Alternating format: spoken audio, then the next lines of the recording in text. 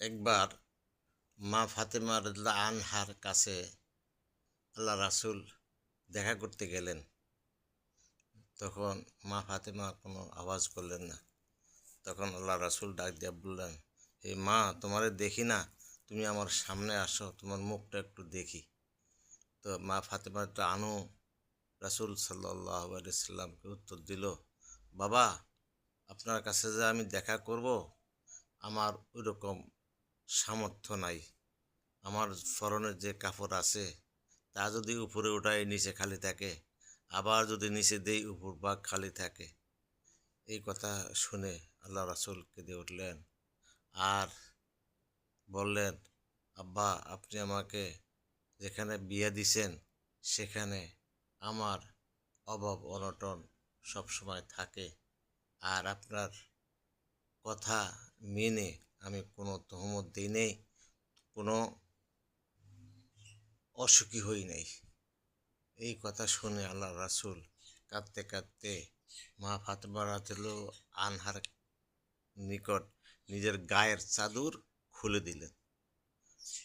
লজ্জা নিবারণ করে পর্দা সঠিকভাবে পালন করে আল্লাহ রাসূলের সাথে আসলেন। তখন আল্লাহ রাসূল সান্ত্বনা দিলেন, মা, সকাল বিকাল বেশি বেশি করে সুবহানাল্লাহ, আলহামদুলিল্লাহ, লা ইলাহা ইল্লাল্লাহু আল্লাহু আকবার বলবা, আর ৩ তাসবিহ আদায় করবা। তাহলে তোমার রিজিকের হক আদায় হবে। এমন কথা বলে নাই মা ফাতেমা যে আমি অভাব অনটনে চলে যাচ্ছি আর আপনি আমাকে আমল শিখান।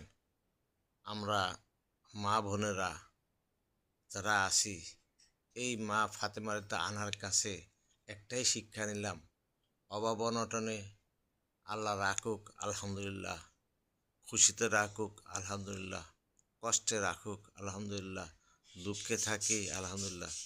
সব সময় আল্লাহ পাকের শুকরিয়া আদায় করলে আল্লাহর হক আদায় হবে। দুনিয়া আখেরাত আমার সুন্দর হবে। আল্লাহ আমাদেরকে দুনিয়ার পরীক্ষার জায়গা বাড়াইছেন।